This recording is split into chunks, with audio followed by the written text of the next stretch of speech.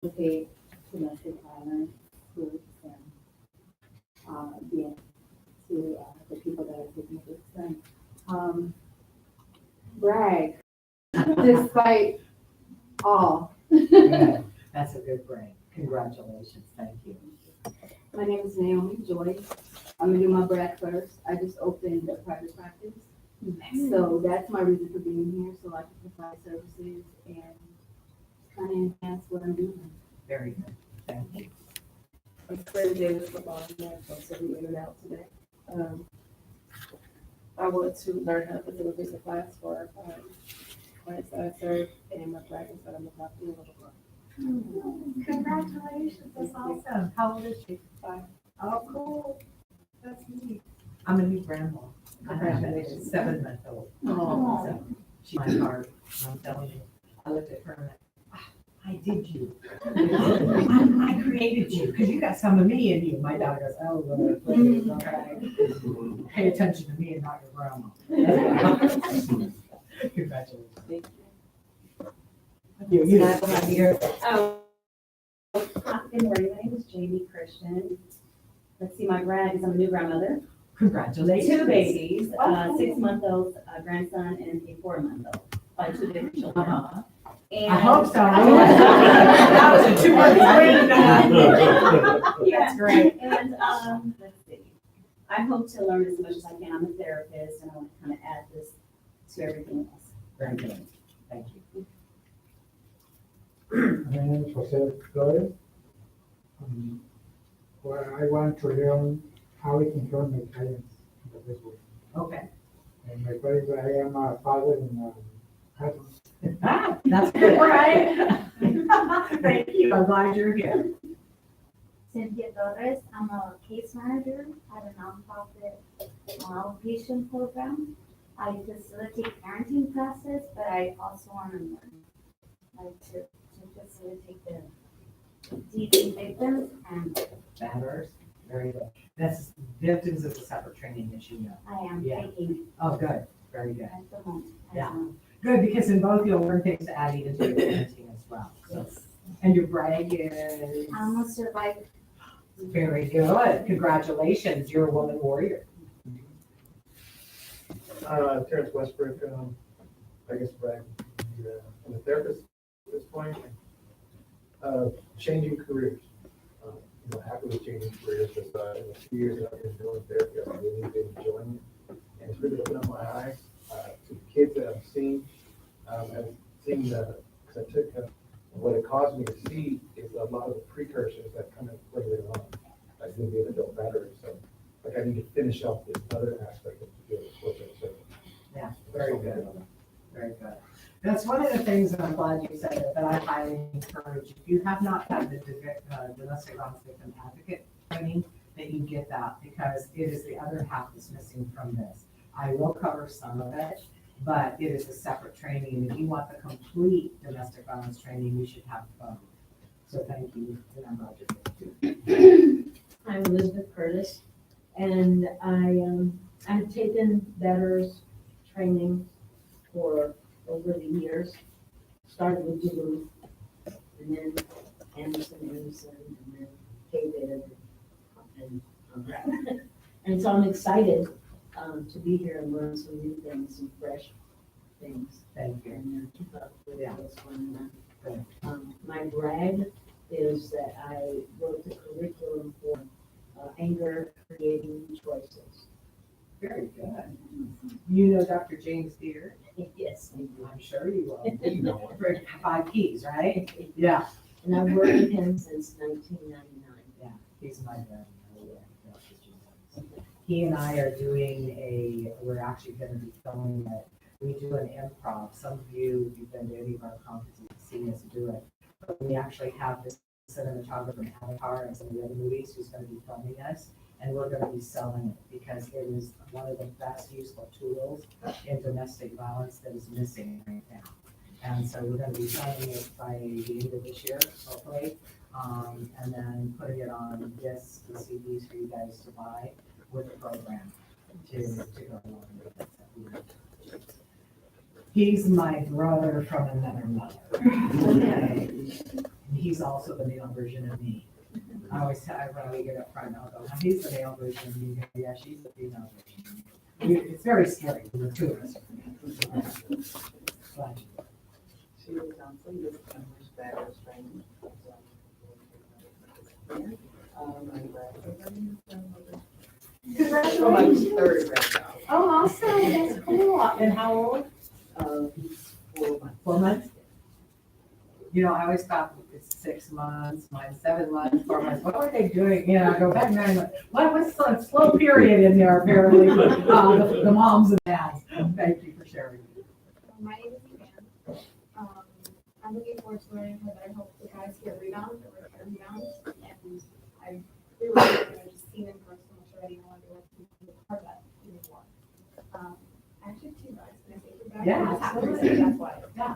So one ride is we got this job and full-time student at Cal State. And I'm offering both of that, which is huge for me. The second is I'm just now understanding and able to face being a child of Democrats and actually working through it now. And that's a shocker, isn't it? Yeah, no, when I went through mine, I had to face that too, and I had no idea I was. So it's like, really? I thought I was normal.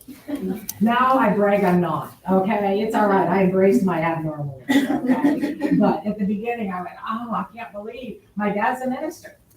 And I thought I was in a typical minister's family. Well, a typical minister's family, by the way, has a lot of abuse in it. Ministers, clergy, and medical doctors are the 2 highest professions with abuse in it. Just to let you know.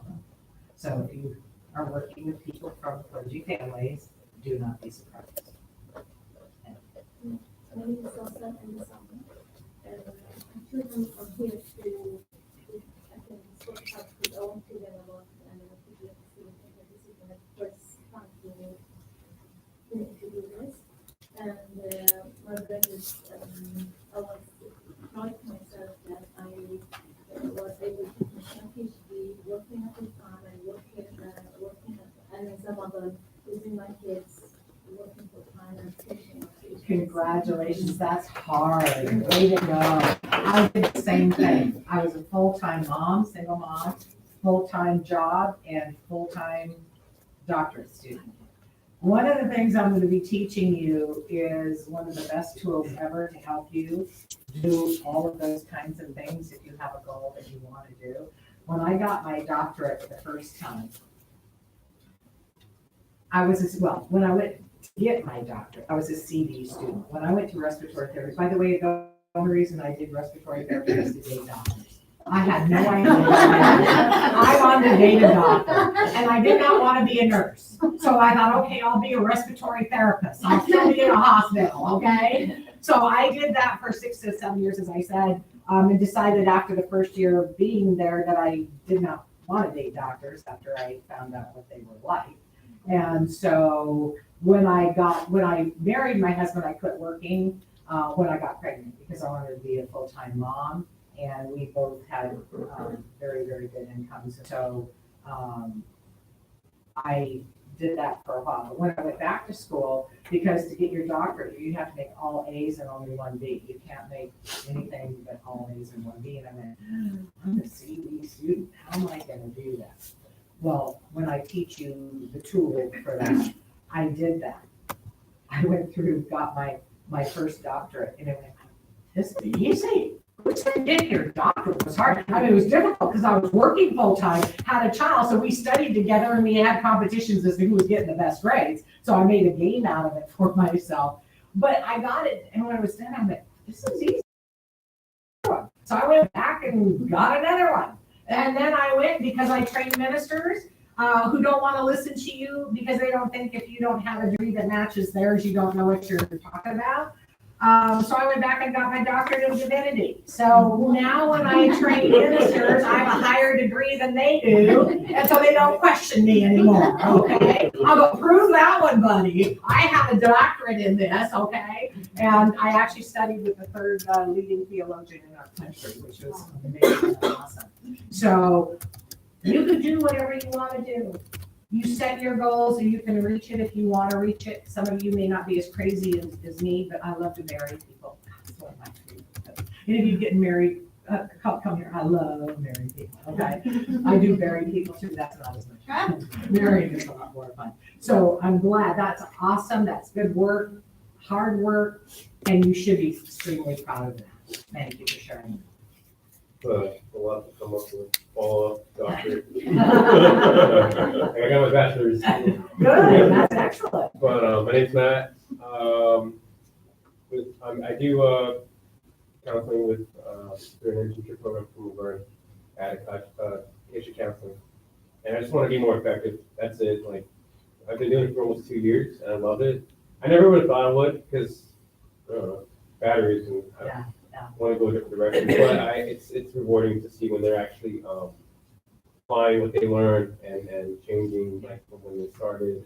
Yeah, when you see those changes, even the little ones, is so awesome and cool.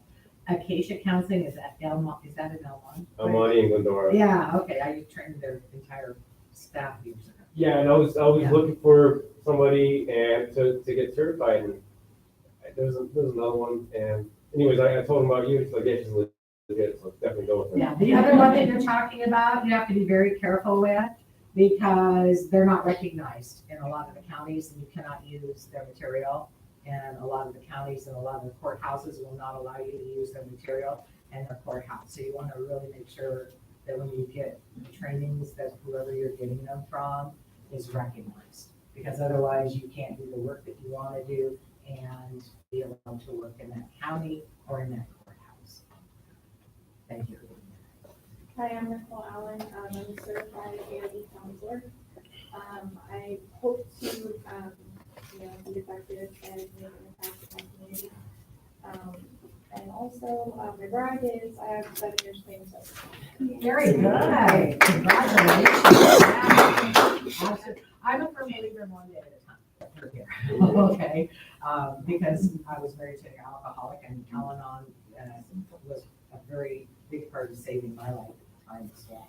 So I break everything down to one day at a time, and I do it with all my clients. I don't care what area I'm working with them in, one day at a time makes it manageable and doable. I don't know if I'm gonna be here tomorrow. I could go out and be dead. This is my moments with you. This is my time with you. I value it. And by the way, should something happen to me, my sheets will be surrounded here. So you'll know right where to come. And she said she left them there, okay? So we'll read the book of God or certificate. But I really firmly, I have learned over the years that I don't know about tomorrow. I have counted that I should be dead about 58 times, and I am not. I am here standing before you because there's a purpose for me. And I am fulfilling my purpose and my passion, which is to share my knowledge, my information with all of you. But if I don't have tomorrow, because I don't know if it's going to be given to me, I get to end my day with the most amazing group of people who are going to go out and make huge differences in everybody else's life. And that's an honor for me. You all, by being here, are honoring me to be able to share with you my knowledge and my gift of what I believe works better than other things in this field. So one day at a time means everything in my life as to how I live. And when I go to bed every night, I review my day. Did I behave correctly? Did I say the right things? Did I make somebody feel bad? So I need to what? Apologize. So I truly live my life that way, and I am the happiest person walking the face of the earth. Okay, because my higher power allows me to know the value of the moments that I have within this 24-hour period. So thank you. Glad you're here. Look at my brother in the back. Oh, yes, we did. He's so quiet back there. He tries to not let me know he's back there. Go ahead. I'm Marcus Woods. What I hope to learn is how to be a better facilitator. And my brag is I spent 17 years in prison for a crime I commit, and I started my own youth organization. Very good. Congratulations. Mike Smiley. Mike Smiley.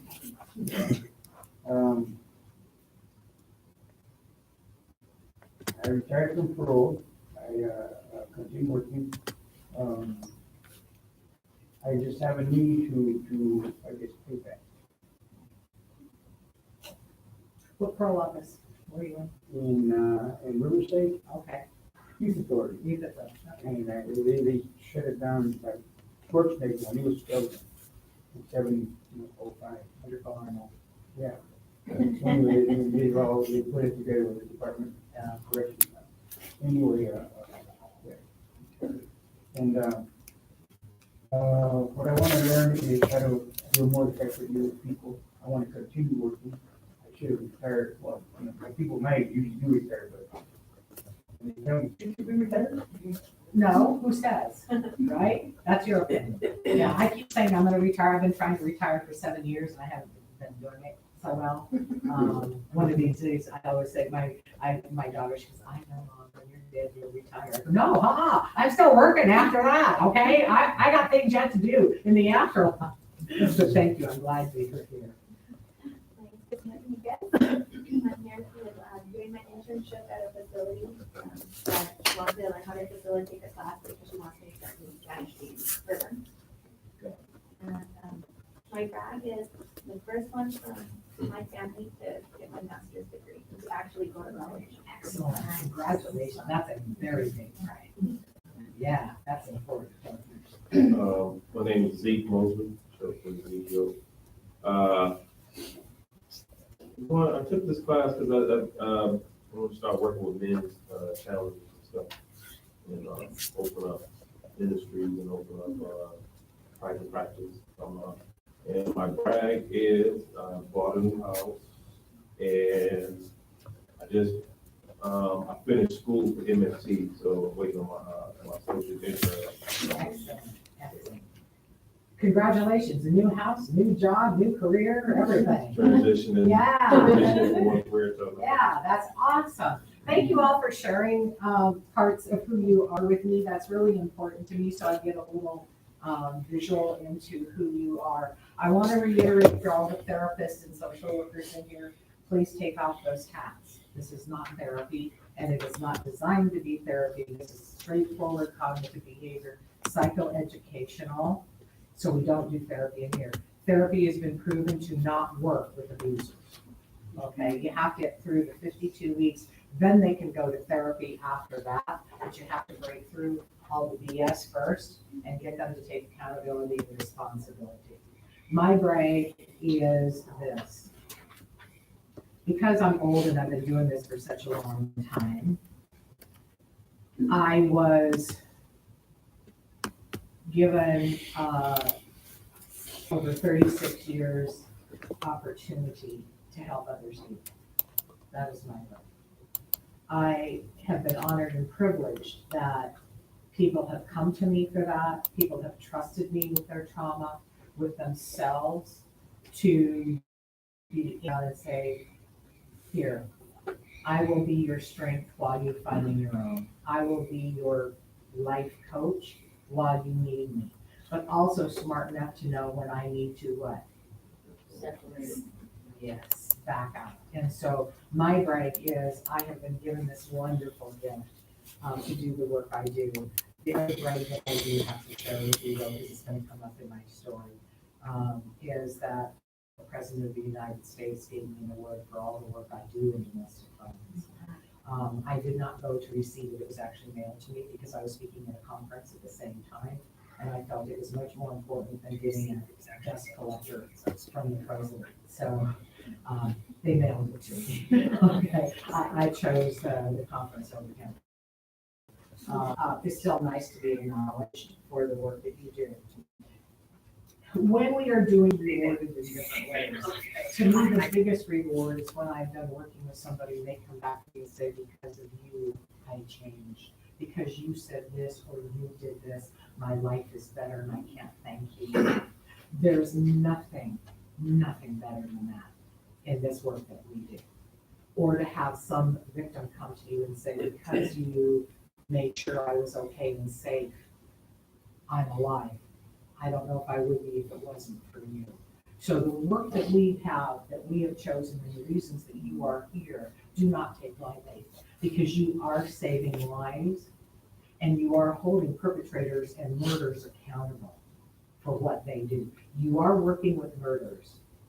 I have trained people who are dead today because they did not listen to me in their safety, and the perpetrators murdered them.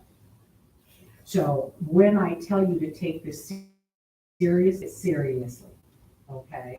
Because you are working with people who will consider you to be what? A threat. Yeah, because you can have them arrested. And you, because some people, even though I train them and I train them in a certain way, still go out and have their own power and control issues, and they use the people in their groups to have power and control over, and the people in those groups know that, and they don't like it. So understand that when you are in this field, if you are in a field that you yourself need to every day be careful in it to keep yourself safe. Remember the things that I tell you about your own safety. I have never had guys in my group, and I'm considered one of the toughest out there. I've never had my group ever threaten me. I've had batters threaten me when I was helping their victims, but they were not in my group. The guys in my group learned to respect me. And every one of them, when they leave, says, I hated your guts when I first came. You were so tough. But I also learned to love you because I knew you cared. I knew you wanted us to be honorable. And it's because you did not let us mess around with you that we learned to respect you. In fact, I have guys come to me that say, you need us to take care of anybody else for you, Dr. Kay, we'll do it. It's like, how long have you been with me in my group? Okay, you need to stay a little longer with that kind of a thing. So when you are working with these individuals, safety is paramount. Your chair should always be closest to the doors. When you are doing a group, if you're having them all sit in a circle, your chair and your co-facilitator's chair should always be closest to the door in case something happens and you guys need to get out first. You also, and I highly recommend this, you have a panic button put somewhere in your group room. Should you need it, you send it, the police will come. Now, some people say we can't afford a panic button. And I go, I never paid for one, and I've had them. I went to companies that actually installed them and told them what I did. And because I was running a nonprofit at the time, I asked them if they would donate it, and they did. It was a write-off. I've also had police departments pay for it and put it in my offices where I've been. So think outside the box, people. Just because you don't have the money doesn't mean you can't make it happen, okay? So with that being said, let's talk a minute again. There's more food over there, by the way. So feel free to get up. I'm gonna go get some coffee in a few minutes. Because I see some coffee over there. Let's open up our books. And I want you to turn, now some of you have a newer version of my book. So open it up to the beginning where it says her story of domestic violence history. It's on my book, page 8. So open it up to where you see her story of domestic violence, right there. Next page. Yeah, what's that page? What's the number? 8. Okay, so you're on the same page with me right now. All right. So 753 BC, during the reign of Romulus in Rome, wife beating is accepted and condoned under the laws of chastisement. Under these laws, the individual has absolute right to physically discipline his wife, the husband. Since by law a husband is held liable for crimes committed by his wife, this law was designed to protect the husband from harm caused by the wife's actions.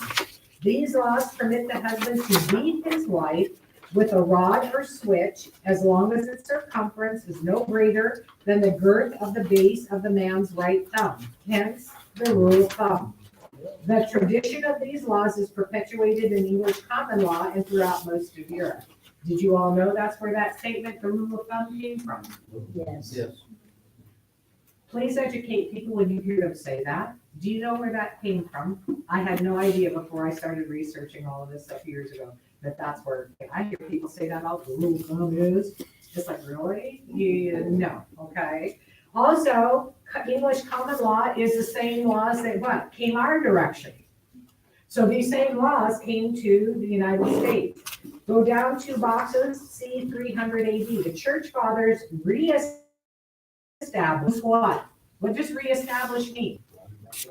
Brought it back up, yeah, it had gone away. The husband's patriarchal authority and the patriarchal values of Roman and Jewish law. The Roman Emperor Constantine the Great has his wife burned alive when she is no longer of use to him.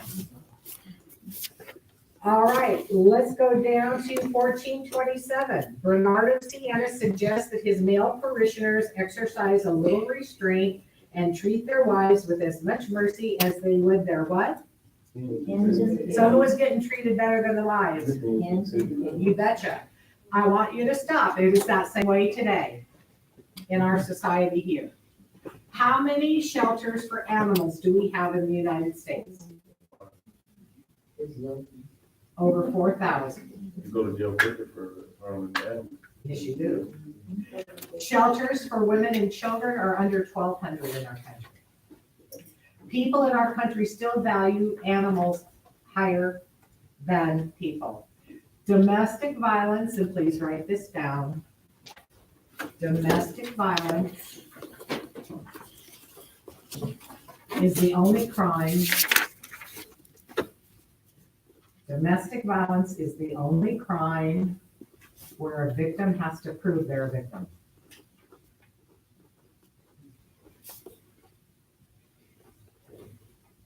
Domestic violence is the only crime where a victim has to prove they're a victim. When I get into court and I testify on behalf of victims, my testimony is this person is a victim and here's how I know they're a victim. So if you ever take the domestic violence advocate training from me, show you how to do that.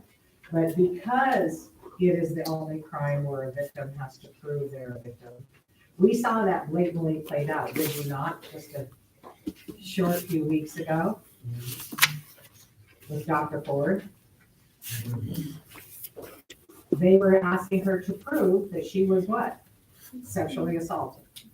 Well, how do you do that when, first of all, people don't usually talk about being sexually assaulted because of the circumstances and the shame associated with it, but also because you have to prove it. You have to prove that. How do you prove that? It's one person's word against another. And what does society normally do? Believe the perpetrator, because they're master liars. Do not forget, please write this down. A perpetrator is a master liar and manipulator. That's why they've been getting away with it for so long. When I had this largest sex offender practice in Southern California years ago, research showed that a sex offender offends at least 350 times before they're caught the first time. With abusers, it's that number, if not more. They are good at what they do, which is put on a face that they look normal so that they are normal. They're not normal. I want you to hear me clearly. An abuser is not normal.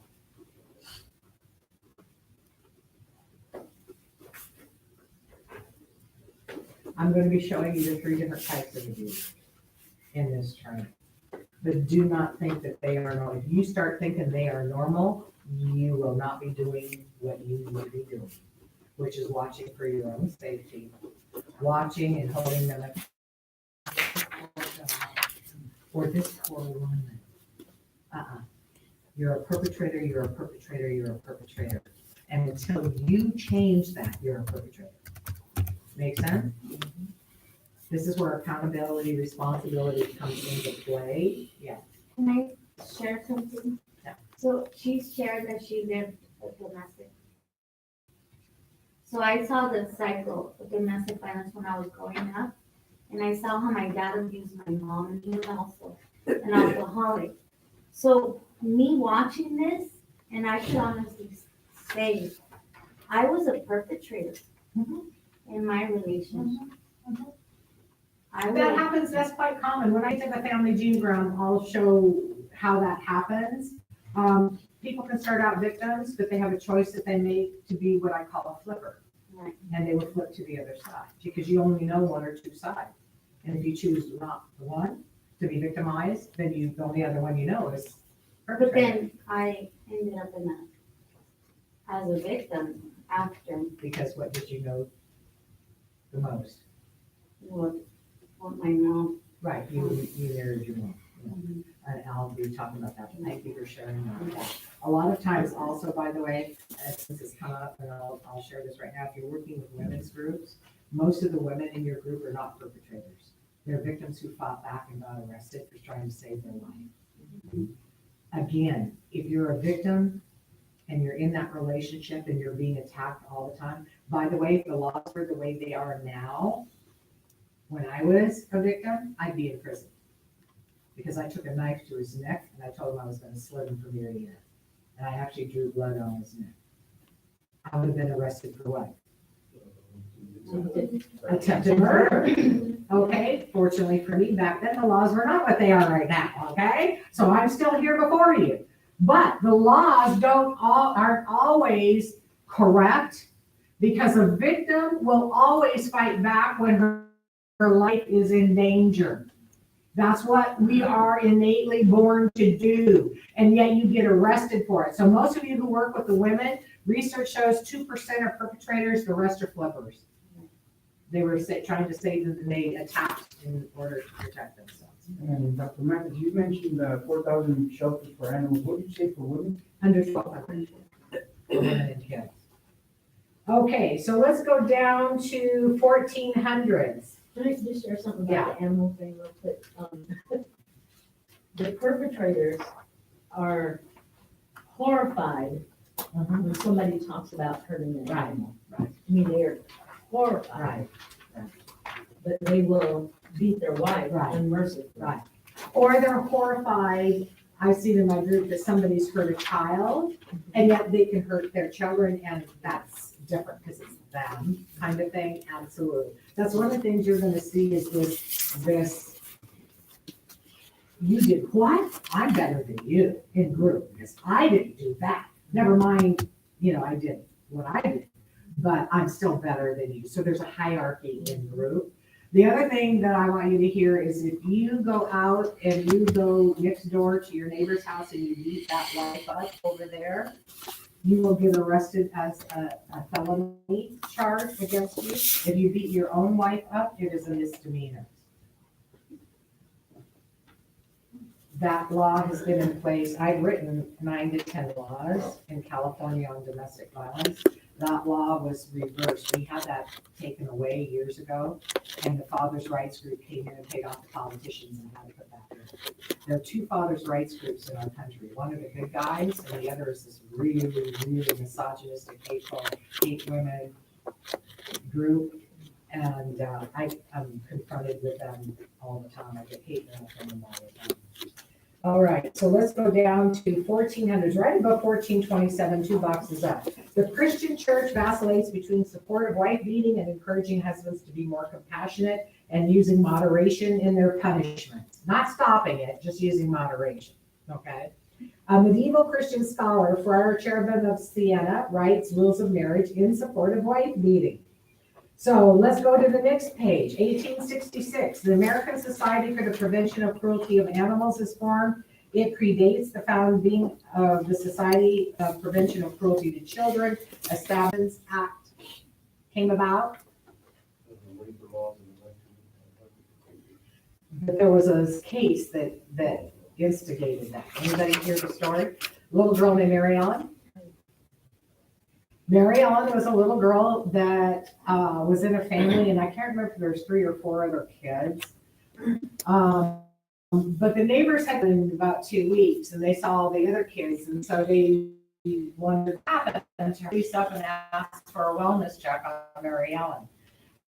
So she showed Mary Ellen in her family's in the closet, chained to the rod where you hang your clothes. She had not been out of there in weeks. There was water in there. She was malnourished, feces everywhere. She was dirty, and they took her out of there and gave her to a social worker. The social worker got an attorney, and they went into court to try to get Mary Ellen some services and some help. The judge said at the end of their plea, "I'm sorry, there's nothing on the books that help children. I cannot help you." So they left And the attorney did some research and found the Prevention of Cruelty to Animal Act that was in place. So she took Mary Ellen back into court and said to the judge, this little girl has been abused just like the animals that are covered in the Prevention of Cruelty to Animal Act. If you will deem Mary Ellen to be an animal, we'll get her the same services animals get. And the judge said, okay, and he deemed her an animal. That's how Mary Ellen got help. So that attorney and that social worker went back, and they're the ones that got the Prevention of Cruelty to Children Act passed through legislation 8-9 years later. So don't ever forget Mary Ellen. She's the one that, this little girl that helped the Prevention of Cruelty to Children Act established in 1875. 1868, the Treaty of 1868 is negotiated between General Sherman and the Navajos. General Sherman insists that the Navajos select male leaders, thereby stripping women of their abilities to participate in discussion making. The alien law destroys traditional relationships and constant male. We are introduced to Navajo men who learn several traditions, including robbing women of economic and political power and wife beating. If you work with the Native American community, each tribe has a different set of rules regarding domestic violence. So you will want to make sure that you understand fully the tribal things that are going on with whatever tribe you come in contact with. I am an approved trainer for California's Native American tribes. I'm also working with the president's director of Native American services in the United States on creating something that I bet none of you ever knew was missing in the Native American community. It is the only community where if a woman goes missing, there is no reporting and no database and no follow-up. So if a Native American woman is missing and somebody murdered her or whatever, nobody cares. There is no database, they don't report it, and nobody follows it. And I want that law changed in our country. So I'm working with her on getting that law changed. Okay. All right, 1874, the finger switch rule is disavowed when the Supreme Court of North Carolina rules that the husband has no right to chastise his wife under any circumstances. The court goes on to say if no permanent injury has been inflicted, nor malice, cruelty, nor dangerous violence shown by the husband, it is better to draw the curtain, shut out the public gaze, and leave the parties to forgive and forget. That law still permeates today, by the way. When you get into the courthouse, the judges do not like domestic violence cases.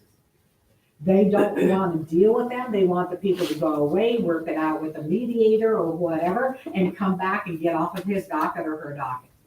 So they prefer not to pay attention, which is one of the reasons why when I got into this deal years ago, I had the law change that all judges have to be trained in family court and domestic violence. You know how long it took me to do that? It took me 3 years going up to the judicial council to get that law passed. But I was like that little mosquito that won't get out of somebody's ear, saying, if you're gonna sit over our cases, you better know how to do it.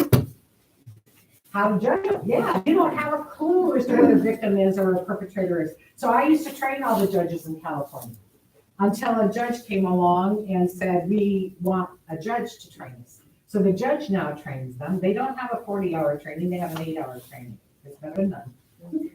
But they train them in laws. They don't need to be trained in laws. They need to be trained. So I keep going to the judge that trains them and say, hey, let me come in and actually teach them the hands-on stuff they need to know.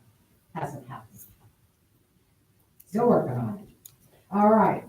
Let's go down under 1878 to the box that says 1800s. In England, the laws changed to allow a wife who's been habitually beaten by her husband to the point of endangering her life to separate from him but cannot divorce him. That is still prevalent as well. Who decides what endangering is? Yeah, court system. Okay. All right, let's turn the page. All these things are really interesting. You could read them. I just want to point out a couple of them. What's Mary Ellen? 1866. 1866, the American Society for the Prevention of Cruelty to Animals. Huh? It passed in 75. It passed in 1875, yeah. All right, so let's go down to, you'll see 1945 and then a box 1950s and 60s right under it. The civil rights, anti-war, and black liberation movements challenged the country, laying a foundation for the feminist movement. Our movement, the domestic violence movement, came from England. Our feminists in this country went to England to learn what they were doing about domestic violence and came back here. The trouble with the feminists that went over there and did it, they were the radical feminists. They were the bra-burning and hating feminists. And they were no nonsense. And they wanted everybody to know they didn't like men and they didn't like this and they didn't like that. The trouble was they were so radical, nobody wanted to pay any attention to them. So at one point, they went to the black community who was also looking for their civil rights and said, let's join up because there's power in numbers. And let's both get our civil rights. So it was agreed upon that they would join in. What happened was the black community realized these women are radical, man. Nobody will pay any attention to what we want because of these women. So they told the women, sorry, women, we got to cut you loose. Good luck to all of you. And of course, then they separated back out. And the feminist movement had to start beginning to change because they were so radical. Nobody would listen to them. So they started to soften their message and get, to a place where people could actually hear it and want to do something about it. Let's go down to the next page and let's go to 1974. A term battered woman is still not a part of the public's vocabulary. So this field is new. It started in the 60s. That's when domestic violence, the field of domestic violence started, was in the 60s. Let's go past all of that. And I'm going to let you read all of this section in here, except I'm going to say, what was the #1 case that brought domestic violence awareness to not only our nation, but the entire world? What was the case? Years ago? Yes, O.J. Simpson. The laws were in place in 91. I think they just used this as springboard to advocacy groups. Well, there's been a lot of laws created over the years, but yeah, there were certain laws, that were there in 91, and some that are still being added, some that are being taken away, depending on who's paying what politician off, depends on what comes and what goes. But O.J. Simpson was the case that brought full forward into everybody's view. Johnny Cochran is a personal friend of mine when he was alive. And during that time, I kept saying, history of the domestic violence movement, there's all kinds of things, as I said, that are in there that you can read. Let's go ahead and take a break, 5-minute break, because that'll turn into a 10-minute break. Take 5 minutes, get up, have something to eat and drink, walk around if you need to, use the restroom, and come back, and we will continue on. I know, I'm doing it early. Thank you. Did everybody sign in? No. Okay, please sign in. I think they're down the hall and to the left.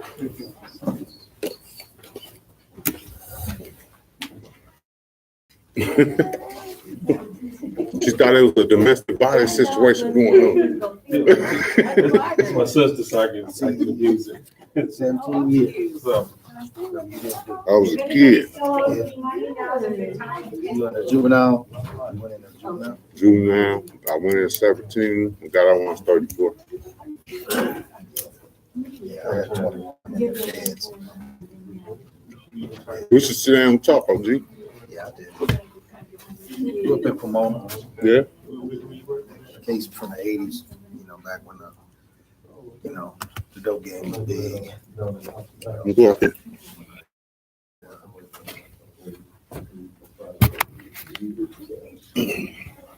because I came in when she started, so she couldn't let me stay home, so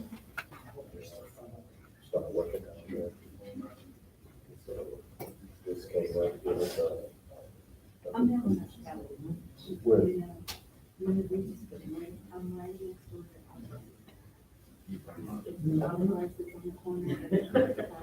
Oh, you down, okay, we're down at the glass building over there.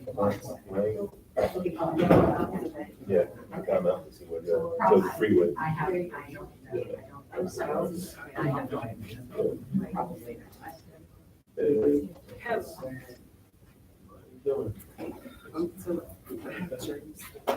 No. Cooties, that's why we're separated. Oh, the cootie block is at the cootie berry. Right. She said she didn't have cooties the other day. She did. I'm I like, didn't think I said Monday, I lost my voice. Oh, wow. And it was nothing else. Monday, Tuesday. Yeah, Yesterday, I was like, where the hell's Reno's come from? yeah. yeah, that's what I was thinking. I was like, cause I said, like, something's wrong with me. I couldn't figure out what it was. It's like I was just draining and it's like, okay, I'm trying to work out. Maybe that, like eating right, sleeping. But I had this thing, I was like, choose. Like, oh, I'm just getting over it. But I was just walking around, I was like, normal, but something was like trying to come on. So I felt fine. Yeah, you felt fine? Yeah. Nothing I wrong. was like, yes, I sound horrible. It was way worse. Oh, man. Like, I don't want it. Oh, man. I don't have a cookie. I seen the cookie. I was going to text Tony this morning. Full blown cookies. You should give me something to eat up there, so I don't have to breathe on everybody's food. I mean, This grapes and apples. That's some You need some fruit. hot tea, hot water, hot lemon, and something. I know I was gonna go to Starbucks, but I was late already. Get the medicine. That's what, I had 3 the last 3 days. They It's not working. It's not. I had Dayquil. I did the Dayquil severe this morning. They forgot on my counter. I said, dang it, I gotta take it again at noon. I do those with Full Plus daytime and nighttime. They have a box. where I they did go NyQuil around the last clock. night, yeah. Those Do the NyQuil. the drops you can do with water, like alcohol. I did the emergency. I don't do the NyQuil because I want to make sure I get up because if I don't have enough, like 8 hours of water, then now you wake up like garbage. No, the do with the alcohol, Full I have to Plus. go to bed Plop early. it in some water. Yeah. Daytime and nighttime Uh-huh. with the ginger tea. Ginger tea, cut it up, Ginger boil tea. it. Fresh ginger. Peel it, cut it up. Boil She some told me she. honey and lemon. Some honey and lemon. It's gonna knock you out. A little spicy, so it's So you working there? Okay. Did you go to, I thought you was waiting on that other one. Because I changed my Yeah. Yeah. It's been working. Where you at now? Where you working? Where you at now? Oh, okay. Literally. Down the literally, street. in the. No, not down the street, like down the Building street. around. Oh, down, oh, okay. Literally, right around her office. Right. Working down there. You still private practice? Working with somebody. Hey, Taquan. Hey, how are you doing? I'm all right. How you doing? Good, good. You leaving that other job? Oh, man, I'm trying to wait. I think we all. Wait, and I'm trying to wait to look at some stuff retirement wise. They give me, I was just talking to somebody about buying some time back. So I'm waiting 3 or 4 years and then transition from there. Because it's waiting on, like, if I can buy back my time for a reasonable price. Okay. Hopefully I'm comfortable for 4 or 5 years. Then I can just say, okay, I can buy it, they're gonna give me 3 years, they give me 3 years. Then bump me up higher. Buy my military. I'm thinking about doing that, pay the loan off, just because I was talking to somebody last night, Yancy. I saw it, I was just gonna wait He till. said, So. offers like 7,000 a year. That was right. And it's about 20,000. So if it's 20,000 for 4 years, that bumps me up for 4 years. That put me where I'm gonna be at, and I was thinking about doing that, then just transitioning over to DBH, working out I don't know, that's one of my goals, but I don't think it's, hopefully it'll change. Yeah, that too. That's always gonna be there, so I just look at it like I that. will call San Diego, see if we got enough years with them. For us to Yeah, exactly. get those. Those are always gonna be there. So I ain't worried about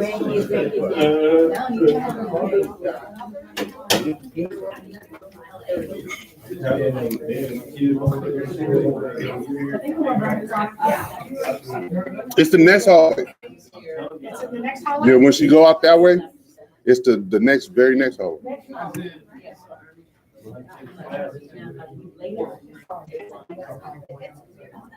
The very next one.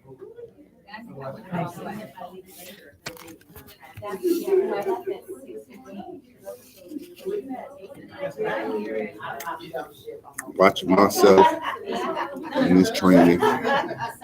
Nobody don't want none.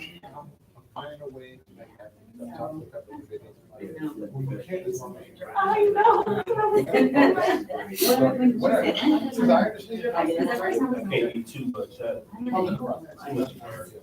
I've been ignoring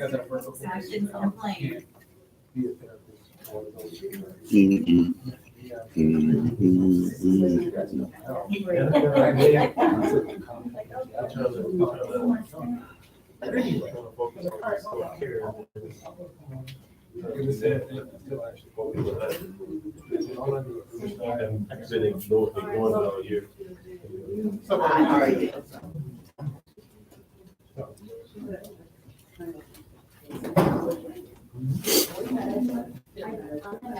Yeah, right. He was there during this.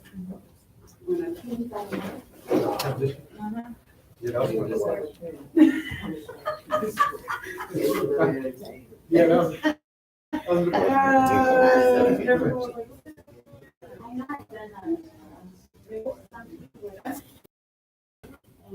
Well, I'm not doing that.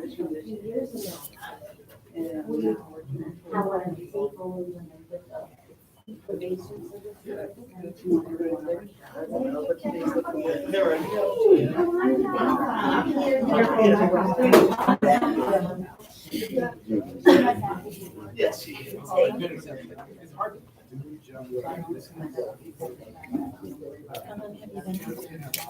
5 years. Almost 6. And you didn't do it? I was a kid. Son, my 19-year-old's like, he's pregnant. How much money? I mean, he's trying to give him. He had just turned 18 when the house was noise and robbed. He went inside the window because he was the smallest. So they didn't catch him with anything. So they keep, every time we go to court, they ask this one. Juvenile? Is it juvenile or adult? He had just turned 18. He's 19. Just turned 19 this month. And it's always something every time we go back to court because we're still waiting for juvenile records. He didn't do anything juvenile. So they're trying to connect to see if he was a juvenile offender. Mm-hmm. And he wasn't. They're trying to find. So what kind of case is it? Burglary. Just that's No weapons on. I had one of my. And you say 18? Well, he's 19. He just turned 18. I had one. He had just turned 18. And you say you go to court in 2 weeks. Mm-hmm. I could try to write a letter, seeing if they can put him in alternative program instead of locking him up. It might work. I mean, even that is still, it might work. So I can at least do that. At least. Yeah, and what's the name of your Unity. I got some cars somewhere. Are you local? You're out here? Yeah, right here, right in this building. I do. I have some. I said that you go 30 or 30. People 30 and 31st. So if High Rock can help, even if you gotta let whoever public pretender is, let them call me. Because they do solicit letters and all that. But his lawyer was saying the more they continue it, the more. They're just trying to find evidence. But if it's not none, then they just Two of stalling the time. boys that was with him, it was in a backpack. But if they can't prove it with him, what they doing right now? What he did, I think he admitted it. Because He admitted it. that he went in the house and. Tell your son to tell his lawyer to say that the police made him do it under duress. They scared him. Tell him to say those words. Tell him he was made to say anything that he said to confess. They told him if he didn't say it, that they was going to tell people in the streets that he did this and that. You gotta build a case against them. You see what I'm saying? It's Because not they keep about, telling us it's going to trial, it's going to trial, it's going to trial. Every time we go. every they time postpone y'all it go, until- y'all should be bringing up something that DA has to counter to prove that it's not a conspiracy against your son. That's how the system works against us. We got to use it It against was him. 4 boys, so then the 2 good boys, which was my son and another son that had a prior, they That's tried to the get ones them they to always get. testify against the other ones. That's what you So tell his us. dad said no. That's what you No tell the contest. court. The judge. The lawyer. Tell him to say that because my son did not, or because your son did not testify, they're trying to make him testify under duress. They So came to our house and served us and said, he has to go. And I'm like, oh my God. he don't have to speak. No, because He they can tell did. the judge. I wasn't one of his dad was with them. Right. And I think he told me to say, no, he pled the fifth. Yeah, you don't have to say nothing else in court. And I was like, dang, but is that going to be bad against our son? Like, Because now they have to prove the case. They can't use his words against him. no priors. Yeah, they can't use his words against him. That's the best part of being a juvenile and going to court is they But can't use 18, it. that's an Yeah, adult. but it's I tried at 17. It was, so That's when you as told an me adult. you were 17. Somebody I met a couple of days ago, her son is 42. Mhm. He got convicted. He's been in prison since 16, burglary, but he had a gun. Yeah, I had a car He got crash life with him. plus 11. I got a cousin. He got 465 years and six life sentences for home invasions. It was like 3 of them, but nobody wasn't even in the house. Nothing. See, it was people. And when the woman was telling me, I said, "Oh, that sounds like home invasion because he had a gun and there was people in there." So that's kidnapping. I mean, people was in There was there. people in the house. It was people All in the right, house. And he had let's a get gun. going. And he's been in here since he was 16. He's 42. He's got raped and so. You in there right now? Yeah, he's in there. Did I'll talk to everybody you sign later. in? So I got everybody's name now. 1, 2. Oh, I didn't sign that thing. Yeah, you're the only one missing. But I know we can watch out for my copy there. Yeah. So, I have the right number here. That's all right. First chair.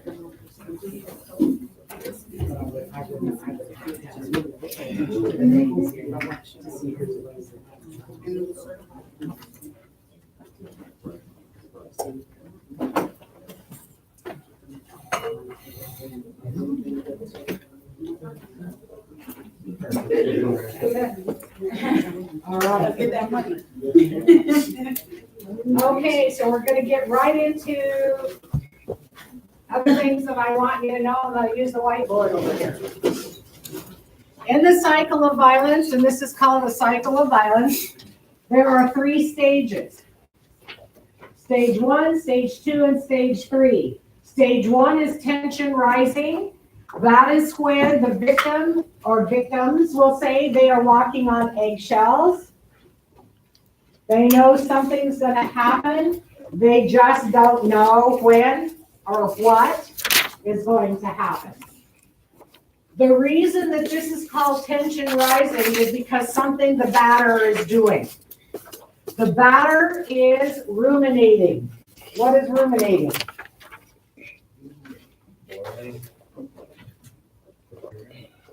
Planning, preparing, getting ready, It's self-talk. winding up.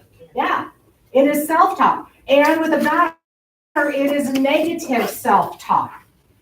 So a batterer is different than your typical person. Research shows that the average normal person, whatever normal is, ruminates and has negative messages coming in anywhere from 75 to 78% of their day.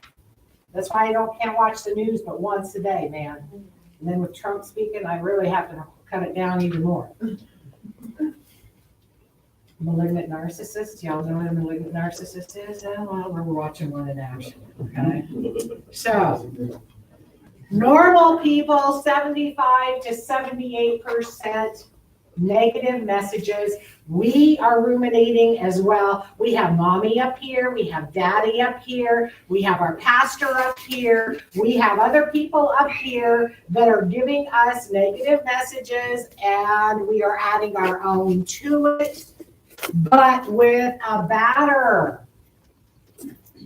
Rumination is bumped up. It is 99 to 100% of their day.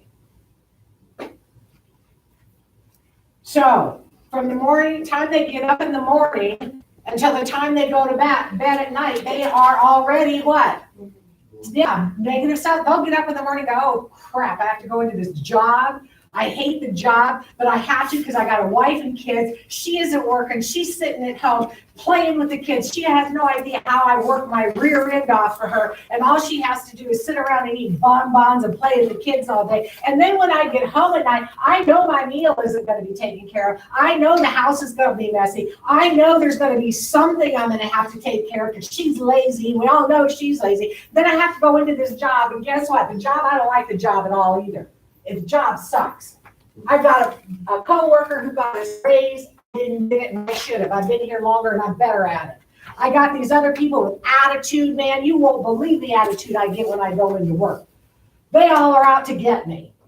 You see how this is? From the time they get up in the morning until the time they go to bed at night, this is rumination. What happens with rumination after a while is it builds up. It builds up, and it builds up like a pressure cooker. What happens when pressure builds up in a pressure cooker? It has to be released.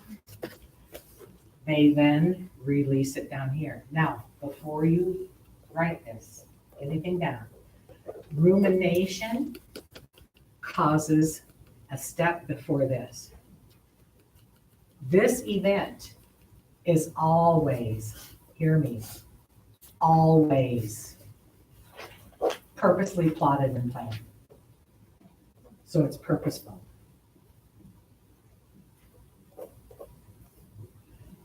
Don't ever, ever, ever let a batter tell you, oh, I just lost control. No, they didn't. They're always in control. They are never out of control. If they are out of control, they would have murdered that victim. Now, those guys are out of control. But if they have not murdered their victim, they are very much in control. And that event is always purposefully plotted and planned. I have a group of guys who allowed me to videotape them on the night I was doing this topic. And they are all on videotape going, women are so stupid. Man, our wives are so stupid. They don't have a clue that we already know what we're going to do. We're setting them up and how we're going to do it and how it's even going to end. It is always purposefully plotted and planned. It is never not. Now, when I get into the family genogram, it's going to back up what I just said to you. Between the age of 3 and 6. Is when batters decide to be batters and victims decide to be victims. Between the age of 3 and 6. So, if somebody chooses to be a batter between the age of 3 and 6, and we see them at what age groups? 30s, 40s. We might have a couple 20-some-year-olds, but most of them are in their 30s and 40s. So let's just take the age of 35. If they decided between the age of 3 and 6, so let's say 5 years of age, just to make it easy math-wise, they'd have 30 years of what? Purposely learning to practice and hone their skills. That's why they're masters at it. So between the age of 3 and 6, they are making the decision. Between the age of 6 and 12, they are either little bullies. And by the way, even before that, I had a 3-year-old come to me who was kicked out of 6 daycares for kicking, stabbing, biting, punching, everything else. And no daycare in the area would allow him to come in because he'd been to 6 and he'd done it in all 6. His mama brings him to me and says, I need you to fix my 3-year-old. So it's not just learned behavior? It is learned From behavior. the dad, maybe? Yeah, but they choose between 3 and 6 as to which way they're gonna go, okay? So, being purposes, some of them are on automatic. They don't have to stop and think about it. They've been doing it, what? For a long, long time. So they're on automatic. They don't have to stop and think, oh, well, I'm gonna do this and then I'm gonna do that. They don't have to. They've been doing it for so long. It's part of their subconscious and they're on automatic. But it is still always that. But they will lie to you and tell you it's not. I had a bad day at work. I'm in recovery and I'm trying to get clean. And so my hormones and my thinking isn't correct. And I'll go, okay, what about everybody else that's in that same situation as you? They're not abusing. Or I got angry. Anger does not cause abuse. Please write that down and star it. Anger does not cause abuse. Drugs and alcohol does not cause abuse. They are accelerants, but they don't cause it. It is already there. In dual diagnosis, abuse is primary and the others are secondary.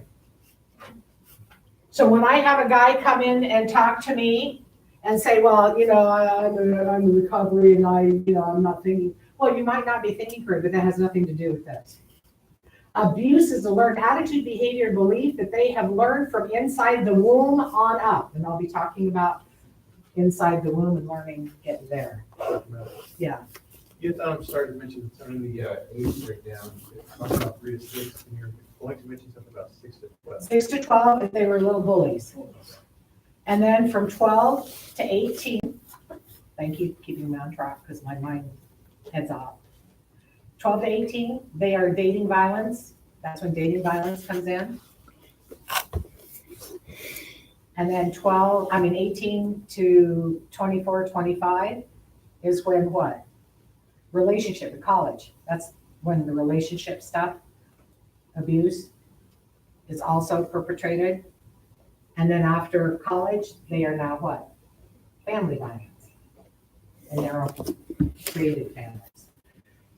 Stage 1, depending on the perpetrator, can last anywhere from 3 minutes up to years.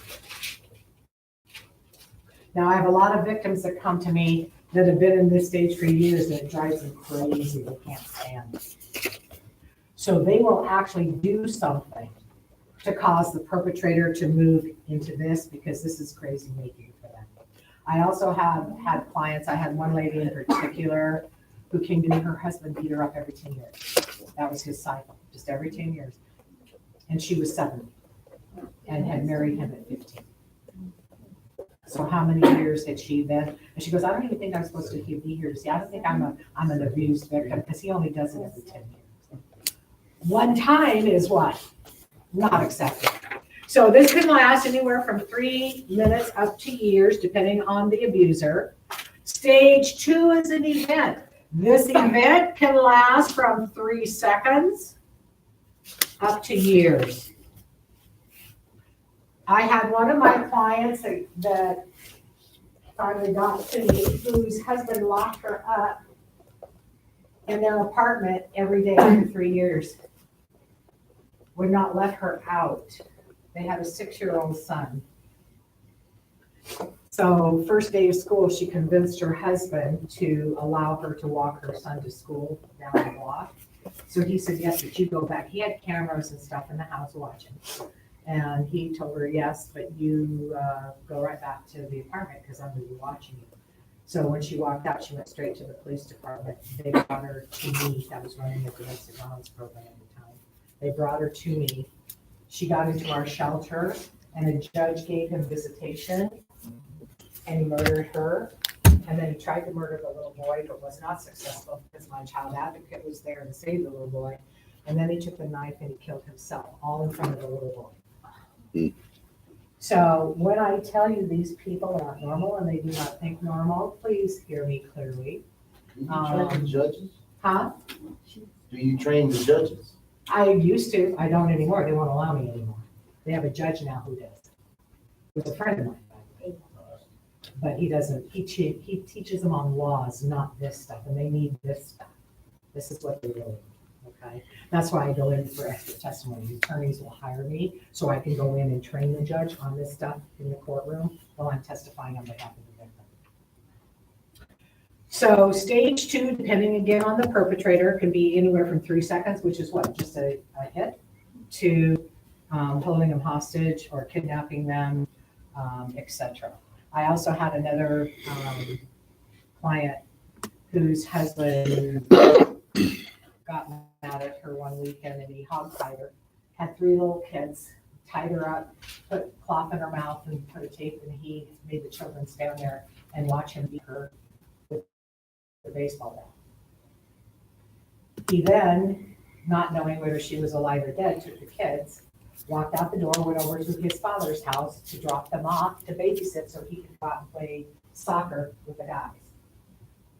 While the kids were at the grandfather's house, the kids said to him, "I hope mom's okay," in part of the conversation. And he goes, "What do you mean you hope mom's okay?" "Well, we left her back at our condo and she wasn't feeling very good." And so the grandfather says, "What do you mean she wasn't? Is she sick? Does she need a doctor?"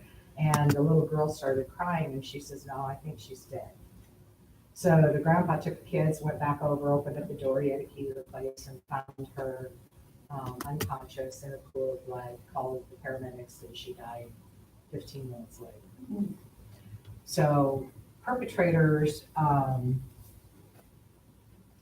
he had planned to do it that weekend, come to find out as it came out in the court case, he had planned to do it that weekend because his neighbor that was next door to him in his condo was taking a vacation, so nobody would hear should she scream next door to him. Then, once this event happens, then the honeymoon stage. Now, the honeymoon stage is when a perpetrator promises things. "I'm so sorry," they apologize. They will give gifts. They will take vacations or mini vacations. They make promises they never keep. They make excuses, justifications.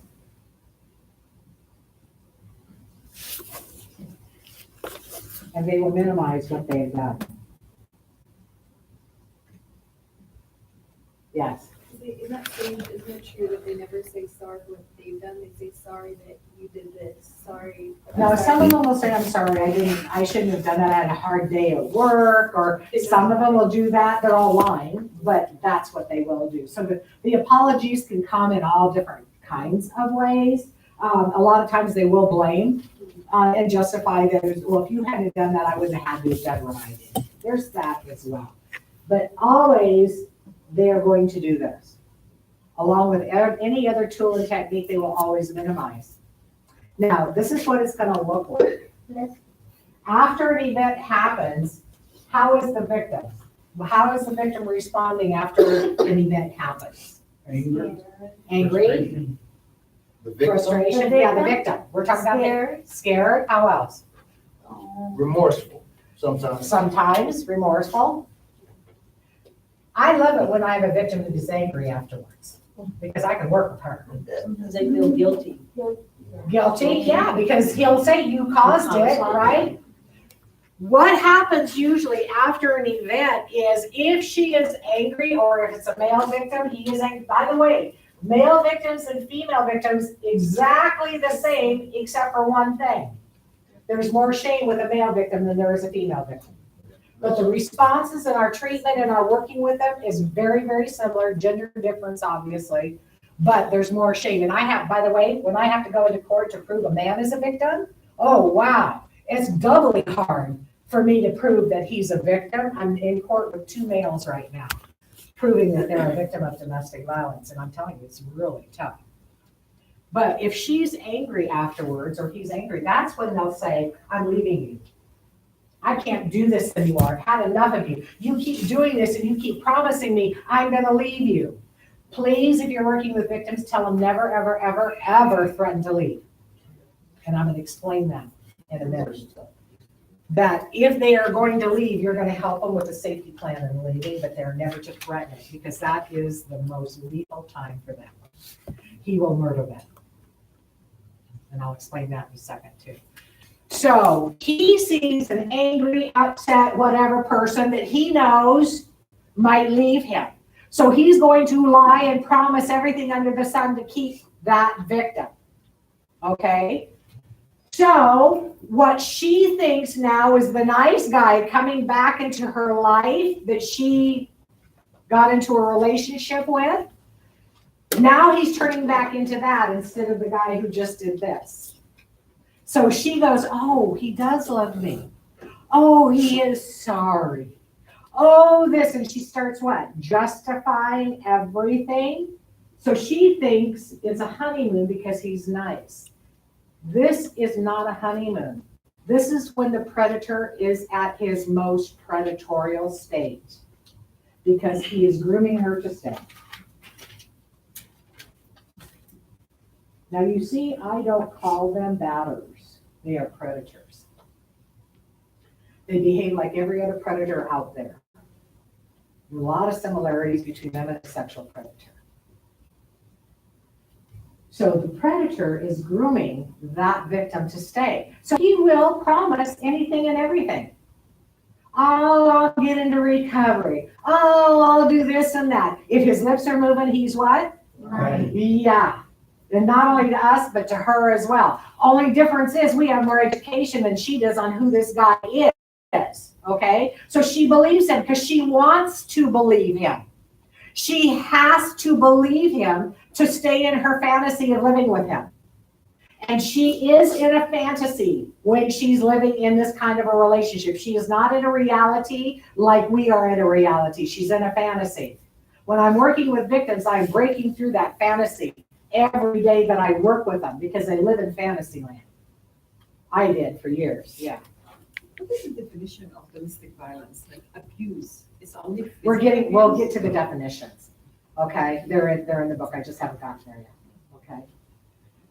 So the grooming period, again, the length of time depends again on the perpetrator. This may be just simply a card that says, I love you, I'm sorry. Or it could be a weekend trip. Or for my really wealthy clients, their husbands will send them and give them a trip to Europe for a month with their girlfriends. Or they'll buy them a Rolls Royce. Or they'll do all kinds of stuff if they've got money. And by the way, victims who have money are the hardest ones to ever get to leave. Because they have prestige and money attached to the perpetrator and they don't want to give it up. Okay?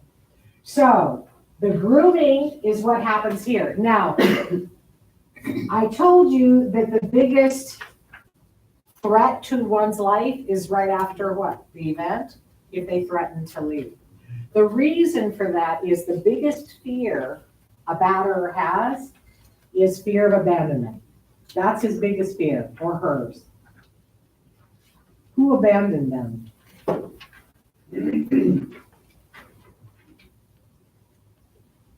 Who abandoned them? Their mothers a lot. Yeah, their parents. As children, they were what? Abused as well as kids. They were abandoned by a healthy, protective parent. So this is their biggest fear, is fear of abandonment. If she leaves, his fear is what? Realized. So he has no what? Reason not to kill her. Now, there's something else that goes along with those who actually murder their significant others. It's called enmeshment. What is enmeshment?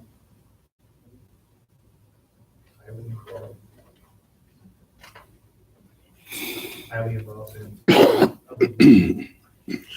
Highly involved in others' lives and their lives highly involved in yours, to the point of where a perpetrator takes the victims, and that means women and children, or if it's a female. I'm going to usually just talk about the male side for time, but always know it's the same with the true female perpetrator. Okay. But they are going to not only be involved, they are going to integrate that identity into their own. That's what enmeshment is. Their families, their wives and their children are objects that they own. They are not people at all. That is why when you are running group, you can never allow them to say, my old lady, my girlfriend. They must use their names. And that's one of the hardest things that you guys are gonna have them do, is have them use their names, because you cannot let them objectify anybody. So they already believe that the women and children are their property, they own them. Didn't we read that in the history? Yes. It's amazing. I work with like 100 people with addiction, and most of them, they don't say their names. Right. It's like my lady, Right. my girl. but they Ownership. don't say names. Ownership. That's amazing. Yeah. Is that kind of a precursor to codependency, or is it? No, there is no codependency in domestic violence. Get that word out. Okay, it's not. No, and there's bonding, and I'll be getting into the Okay. bonding, okay? So, fear of abandonment, and then enmeshment to where they now integrate. Remember, they picked a victim for a reason. Batterers pick a victim. She isn't just automatically in their life. They are perpetrators and predators looking for a victim. So when they are dating a victim, they're not dating. They are testing them to see if they will make the perfect lifetime victim for them to have. When I start telling my clients who are victims, you are with somebody who purposely plotted and planned not only to hurt you, but to make you a victim. Because when you dated them, they tested you all the way through that dating process to see if you would be a really good victim for them. And when you passed with flying colors, they married you. Because that's how they do it. So, knowing, that's why she thinks she's what? Back with the guy she started dating? Well, he wasn't what? He wasn't dating her. He was a predator grooming her and seeing how far he could test her. So when I go into court and I'm testifying, I have to have the victim do a timeline of all the abuses he did from the time they first met all the way through. And she begins to see, and he begins to see, that dating process was not dating. It was them getting set up and groomed. So, fear of abandonment, and they enmesh their identity in with their own. If that victim and children leave, who now is leaving himself? He is. He's integrated them into him. They're all him. He owns everything. Their property, they're him. He needs her to look normal. That's why he picked her. They pick a victim for something she's got that they need to look normal and legitimize them in public. That's why all this happens behind doors. You don't see them behaving like that out in public most of the time. So, because he's integrated her and he needs her, and he is now her and she is now him, should she and the children leave, he has the ultimate abandonment because he's now left himself. And that's why you hear these stories of guys who will go back even after years of being divorced and murder that victim and children. Do you guys remember the Redondo Beach hair salon story? It's about 10 years ago, where the guy went in, they were divorced 4 years, he already was remarried. He went back in and murdered her and the other hairstylist in there, because that's what had happened with him. I train a lot of law enforcement, and they find this stuff fascinating when I start getting into the neuroscience and what's behind these guys' brains. I'm fascinated. That's why I like my psychology. But fear of abandonment and enmeshment is what causes that perpetrator to murder. And then if we're lucky, they murder themselves. Most of them are spineless and don't murder themselves. They end up in prison. But some of them will murder themselves. So, the 3 types of perpetrators I want you to know about is the typical, the sociopath, the antisocial, psychopath.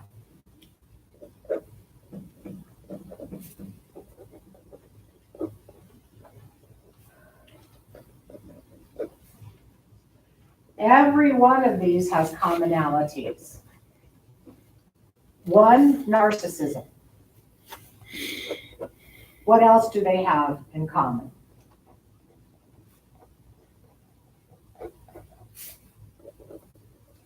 Power and control issues. They're all about power and control. I have to be powerful and in control. They love to put a victim up on a pedestal while they're dating her and then knock her off to show themselves how powerful they are and how manipulative they are. That's the next one. Manipulative. Power and control. Narcissistic. What else do they have in common?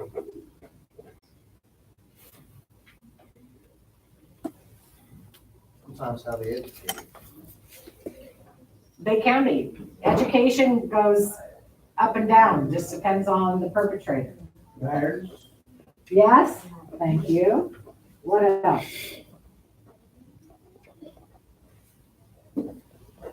They look normal.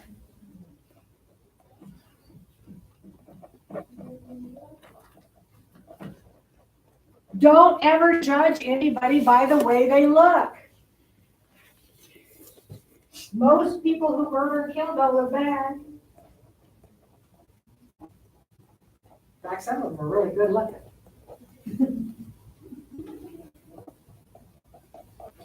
The other thing, they've got a lot more in common than what I've put up there as well. But I want you to take a look at that for a minute. This is what you're dealing with. Look over the types again. And the antisocial psychopath.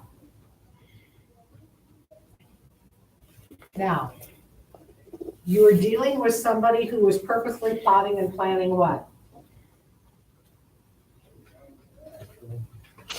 The event. Yeah, to hurt somebody else, a family member. Stop and think about that. You're working with people who are purposely plotting and planning to hurt some family member that they profess to love. Is that normal? Mm-hmm. And when they do the event, because it gives them pleasure. Do an event because it doesn't give them pleasure. It gives them pleasure. In fact, some of them, their heart beats lower, they get very calm, and they will do it with a smile on their face. Also, you are dealing with people that after they have done something on purpose to hurt and harm, that when they see that that person might leave them, they now amp up their lies and their tricks to keep them. Are we dealing with normal people? No, we're not dealing with normal people. Now, the typical abuser is who most of you are going to be seeing. The reason that the typical abuser is different than the others is because some of them are sorry. Some of them do want to change. Some of them do want help. I'm going to what? Try to do my best to work on some of my issues. That's your typical. Your sociopath, what is the difference between a sociopath and a psychopath? An antisocial psychopath. What's the difference? One mental and one is cultural. Close. A sociopath is raised by another sociopath, where they take away that child's personhood and replace it with their own. So they have to cut out empathy in order to do that. So could a father living vicariously through his son's athletic career be one of those? Depends on what else is going on there. I mean, there was more than just that going on. But a sociopath is somebody who's raised by another sociopath. The psychopath is born. There's a lot of psychopaths in our world that are not bad. But between the age of 3 and 6 is when they choose to go to the dark side. Dr. Fallon, I put an article in your books, you can read it sometime, is the one who discovered the gene. And he had, in his family system, he did research on his family. He went way back. His family was full of murderers, convicts, rapists, thieves, everything else. And so when he did the genetic testing on his family, it was handed down in his family, and he was the one carrying the gene. Now he's a neuroscientist. And when you read his research, he goes, I was shocked that I had the gene. So he says, I went to my family and said to them, you know, I've tested everybody here. And guess what? I'm the one with the gene. And they all went, and he goes, what do you mean? And they went, well, you see things in black and white. It is your way or the highway. You're not as flexible as some of the rest of us. And sometimes you can be what? Verbally mean. And he said, I really had to take a look at that. And he said, and I went back and he says, I realized that between the age of 3 and 6, and this is what made me call him. I actually talked to him. He said in his research, between the age of 3 and 6, I made the decision to be good. He said, I have the urges to be bad, but I loved my dad and my dad was honorable. I wanted him to honor me. So I mimicked my life after his to be a good guy. He says, but every day I get up, I have to make the choice to be good because that gene is there pulling me. I had to call him because I've been teaching for years, 3 and 6 are important years. And he goes, oh yeah. He goes, absolutely, 3 and 6, those are the years where those decisions are being made.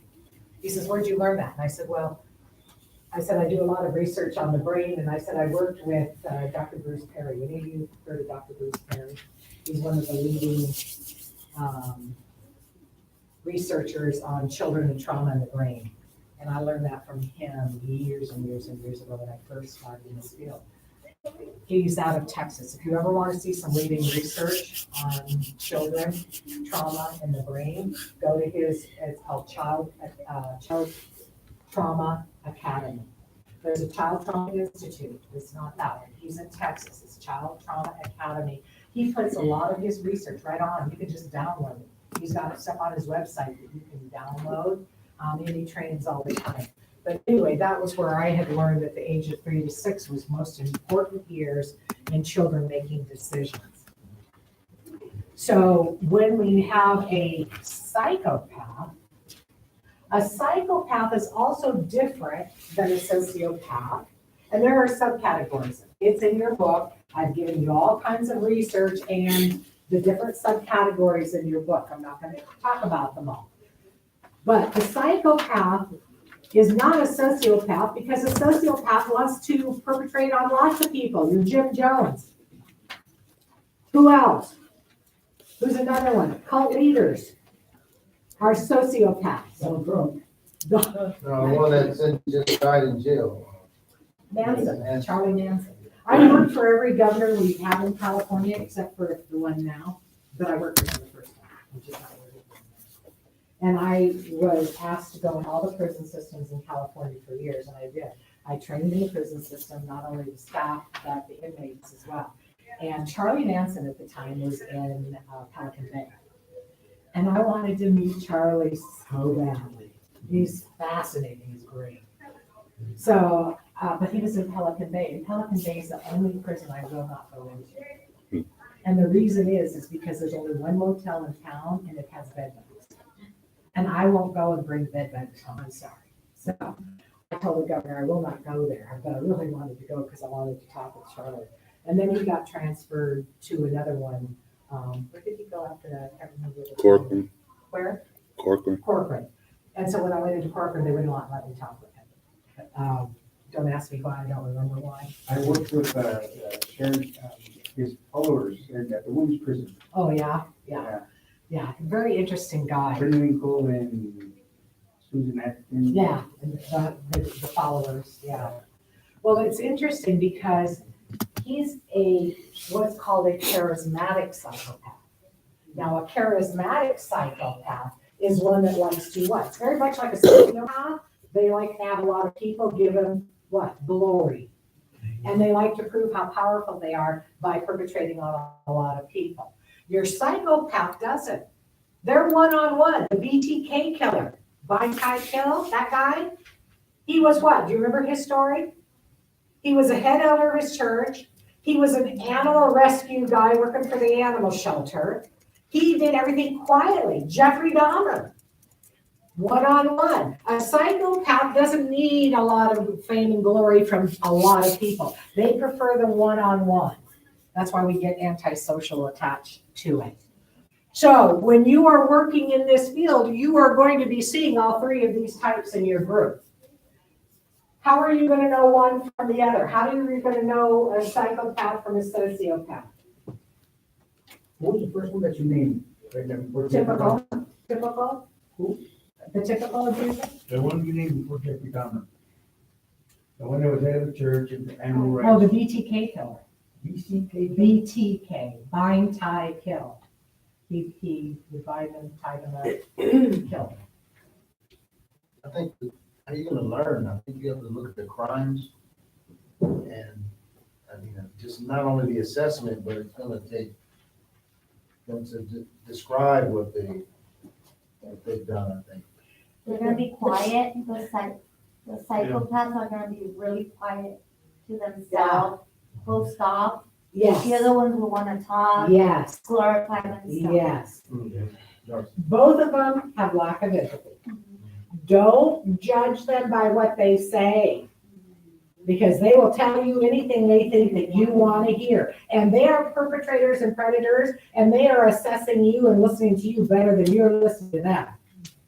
And they are going to give you what they think you want to hear so that you think they're okay. But they are going to come in and they are going to, the sociopath is one of their traits is called disjointed thinking. Please write that down because you're going to see a lot of that. Disjointed thinking is this. I'm going to say to them, so tell me about what brought you into here. Oh, Dr. Kathy, my wife and I, we were doing this and we were kind of, we sometimes do that kind of thing. It's not often, but we do it from time to time. And I'm not the only one at fault. She has her part to play in it as well. But you know what? When we first got together, we were wonderful. We were happy. And guess what? He just did what? Disjointed. He went straight off of one thing and hopped on to something else, hoping that I will what? Not notice it and not make him answer my questions. They will take you around Robin Hood's barn, as we all say. Sociopath? The sociopath. They are master orators. In the classroom, it's the same, we have what you call student engagement. And many times, there's a fake student engagement. It's called participatory. But they're not learning, they're not getting it. They're just talking. Yeah, so it's similar. That's Yeah. why I'm Yeah. thinking, because I have, deal with a lot of. Well, guess what fields have a lot of sociopaths in them? Psychology, yes, and mental health field. We have a lot of sociopaths in that field. We are good at BSing, man. They will intellectualize it. Yeah, and if we don't know an answer, we'll BS and act like we do. Okay? Oh, I know all that stuff. Yeah, just ask me, right? Also, politicians, a lot of sociopaths in the political arena because they are master orators. They love to get up and talk. And if you listen to any one of them, they're asked a question, they never answer it. They answer something totally different, and everybody goes, oh, right? No, they're sociopaths, okay? Circular. Yes. Yeah. So disjointed thinking, they're also Dr. Jekyll and Mr. Hyde. They are nice with that one face, but they are also what? The other evil person that they don't want you to see. So the psychopath is quiet. The psychopath is going to be the one that comes in and you're going to have them sit down and you're going to start your intake. They're very quiet. They're very respectful, but when they're staring at you, there's what? Yeah, there's nobody home. Because they have had to have all empathy taken out of them. The youngest psychopath I ever worked with was 8 years old. He murdered his 6-year-old friend. He had sex with his 6-year-old friend. He dismembered his 6-year-old friend, stuck him in his mother's commercial blender, blended up the body parts, then took it and put in his sink, his mother's sink in her catering office, and blended up the rest of the parts in the garbage disposal, and one of the bones stuck. He didn't quite get it all blended up. And so the garbage disposal wouldn't work. So when his mama came in from her weekend catering thing, the garbage disposal didn't work. So they called a plumber. Plumber came out and guess what he found? Bone. Long story short, it was her 8-year-old son that had done this to his 6-year-old friend. They sent him to me. Would you please work with this 8-year-old? I'm telling you. And I said to him, in part of my conversation, I said, so tell me, why did you murder your 6-year-old friend? He was your friend. Well, of course he was my friend. He still is my friend. And I said, well, why would you do that to your friend? Oh, his mom and dad have 5 other kids. They won't miss one. And he said, and I've been killing animals, and I just wanted to see what it would feel like to kill my friend. And he said, so I picked him because for so many other kids, I knew his mom and dad wouldn't care. 8 years old. This is his thought process. And I said to him, I said, well, now that it's been discovered that you are the one who murdered your friend, do you feel bad about it? No, why should I? And when we say it's a learned process, a learned behavior, what? No, psychopaths is not, it's genetic. It's genetic. They choose to follow that gene, or they choose not to. There's a lot of psychopaths running around that are good. Dr. Fallon was one of them. He's the one that discovered the gene. So not just because you are diagnosed with that disorder of being a psychopath, doesn't mean you're bad. That's a choice that they made. But in order to make that choice, they have to cut out empathy. That's why killing animals is a precursor for sociopaths and psychopaths who murder. They are cutting out, every time they kill a living thing, they are distancing themselves from their empathy, which is why it's always a precursor. Any child is killing animals, you've got a sociopath or a psychopath on your hands. Normal kids don't do that. They are cutting out the empathy. And not only if they're a sociopath, there's a parent that is a sociopath right along with them, helping them to cut it out. So that when they do those events, they don't care. It doesn't bother them at all to do an event. That's why there's no remorse. It's fake remorse. You see alligator tears. You hear the I'm sorry's. It's all fake. It's all what they know that they are supposed to do, that they what? Do to keep perpetrating. Yeah. So it's not the same. I know a while back there was a piece of a 12 or 15-year-old girl who wanted to murder her parents. And I guess years later, she got immediate counseling when she had those thoughts, and I guess she tried to act on it, and she would become a better person and no longer has those thoughts. Basically, just like a success story of someone who was a psychopath that became normal, but it was a huge case. I don't know. So I guess my question is, if you have someone who's like that, is there any saving them, or is it a constant like for us in their life? If you take away empathy is called what? Soul. And if you cut out empathy, that is your soul. If you cut that out, can you get it back?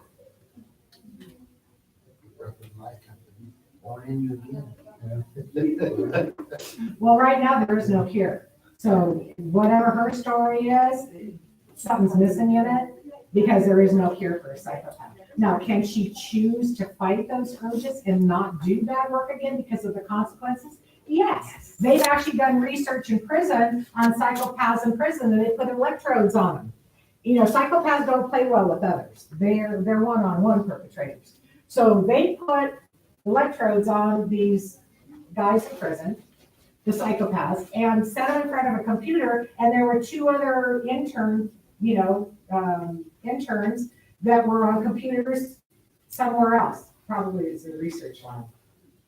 And what they did is they had to play a game, and every time the psychopath did not play well, they got shocked with electrodes. And what they discovered is after 6 months of playing not so well with everybody else, every time they get shot, after 6 months, the guy started playing well.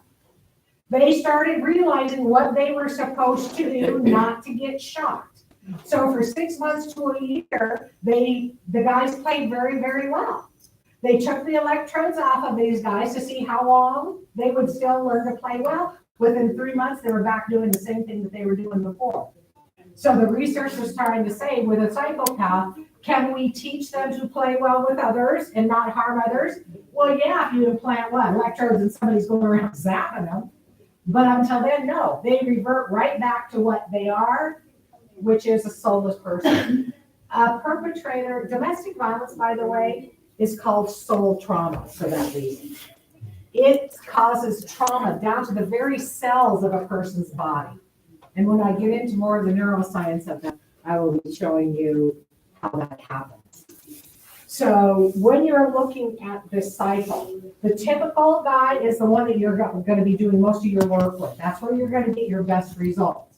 These are the guys that you're going to see change, and there's nothing more exciting than to see this person change. Your sociopath, not likely. Your psychopath, not likely. They're going to be sitting there taking up your air and your space.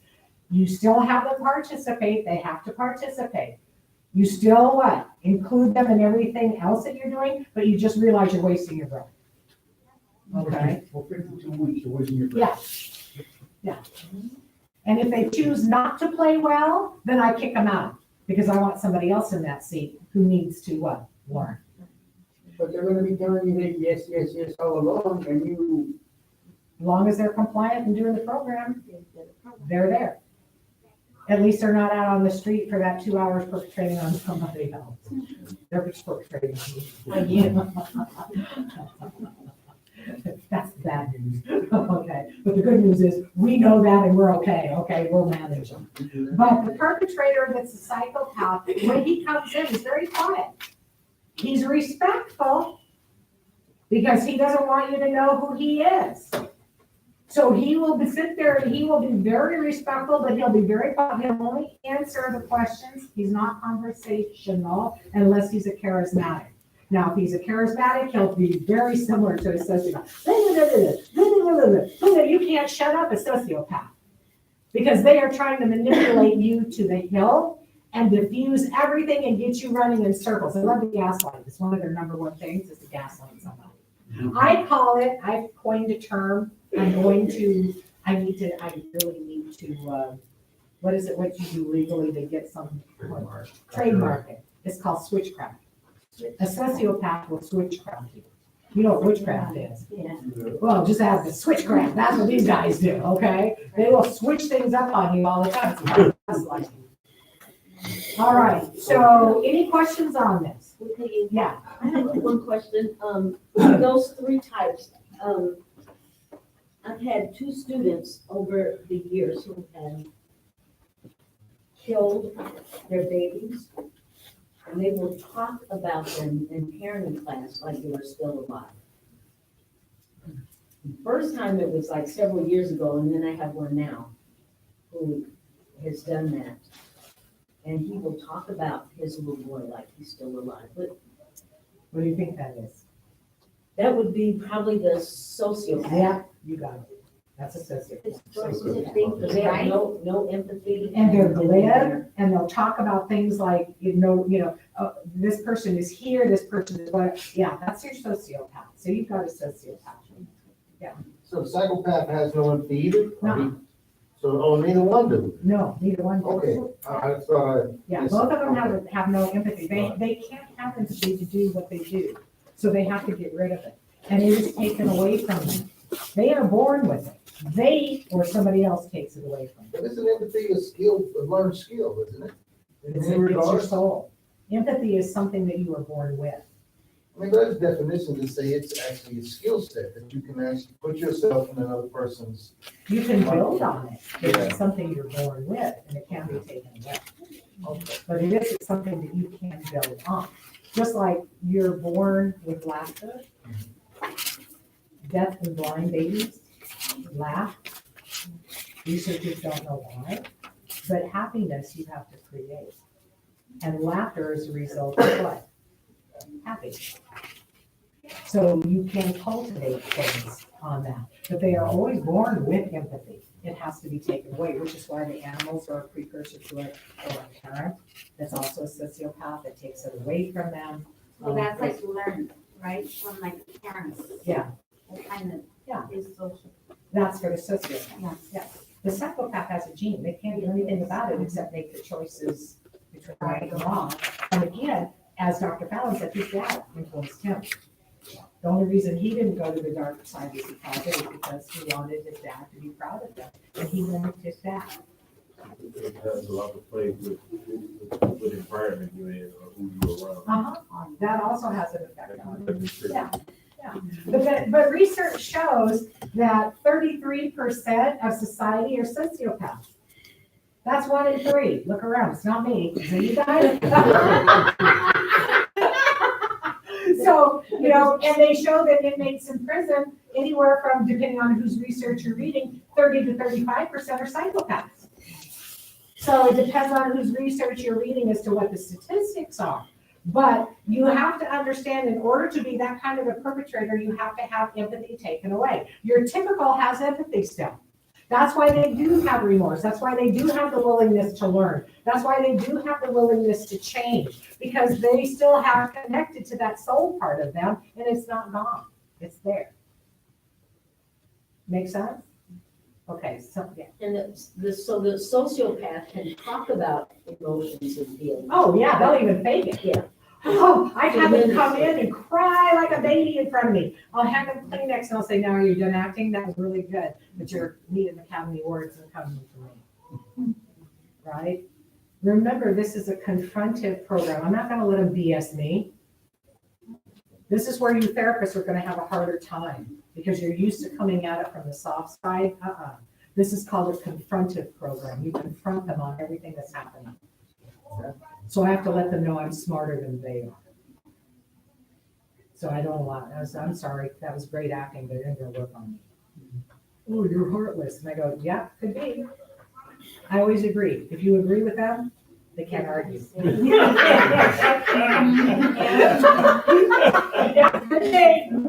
Okay, but I want them to know I'm the alpha of all alpha dogs. They're with me for 52 weeks. I am alpha dog number 1. Everybody else stand in line behind me. Because they think they're smarter than you. They will try to outwit you. They will try to outmanipulate. They will try every trick under the sun to see if you are as good as you are supposed to be. So that's why you need to know your boundaries. You need to be, honest with what you see is coming at you and call them out on it. This is not therapy. It's a confronted psychoeducation program. I saw you do that. Stop that. You cannot do, from this day forward, you do that again, I'll kick you out. You're not allowed to do that. That's how this program goes. And you can have them arrested, by the way. You have the power to have them arrested. So I let them know right off the bat, you and I are going to get along fine. You play my game well. You mess up, I am not going to be your friend. I am going to be the one that's going to give you the consequences for the behaviors that you are showing me that are inappropriate and need to be changed. And if you don't change them, guess what? There's a consequence for that too. So when they come in on intake, my intake, which I will go over in depth with you before we're done, is this is a confrontive program where I need to see what? Behavior change and attitude change. If I do not see you doing that, there is a consequence for it. If you come in and think that you are going to run my group, think again, I'm alpha, so you don't get to do that. You are going to come in, follow the rules, be here every week. You are going to be courteous. You are going to follow all of my rules. And if you do not, there's a consequence for that. So I'm always going, what? Here I am, here's the consequence. Here's what we're going to do, but here's the consequence if you choose not to. And I will say, it is your choice to be with me or to not be with me. That is your choice. Like the parent. Yeah. Also, don't forget, you don't have to take everybody that comes to you. If I don't like something coming at me, I'm not going to take them. I say, I'm sorry, you're not appropriate for my program. Here's 3 other programs, you go call them. You might fit their criteria, but you do not fit mine. How do you determine that? I know it seems pretty obvious for some people, but how would you determine that because of What their... mood I'm in that day. If I didn't know, I'm sorry. But usually it has to do with the type of manipulation they're doing. Because they'll come in with me very sexual. They do a sexual manipulation with me. They'll come in, they'll want to, all of a sudden they'll go. You're beautiful. I'm sure you hear that all the time. And your eyes are so weird. Oh, I know you hear that all the time. And I go, yes, I have. Thank you. What's your point? Oh, well, am I offending you? Yes, you are. See, I have to cut through that stuff. Now, men won't have to do it with men, but if you have women, women will come in with that same sexual, hey, baby, kind of stuff. It's like, oh, I'm not gonna mess with, you continue to do that throughout this, I'm sorry, you don't fit my criteria. I mean, there's certain things that I look for with somebody. In that movie Unforgivable with John Ritter, in that movie, there's a scene where he's trying to get into the quit program. Yeah. And the guy says, I'll refer you to someone else, because he wouldn't admit he was a batterer. Right. Or predator. He Right. wouldn't admit it. Right. It's interesting when you said that, because Yeah, because you will Show have your own criteria. Every program has its own rules. You guys will have your own rules. And if you see somebody that doesn't fit that, or is showing on intake that they're not willing, then you don't have to take them. I like challenges, so I take more than I get rid of. But I have gotten rid of a couple, especially if they're good looking and they come in and my breath goes, Kathy, perpetrator. Kathy, perpetrator.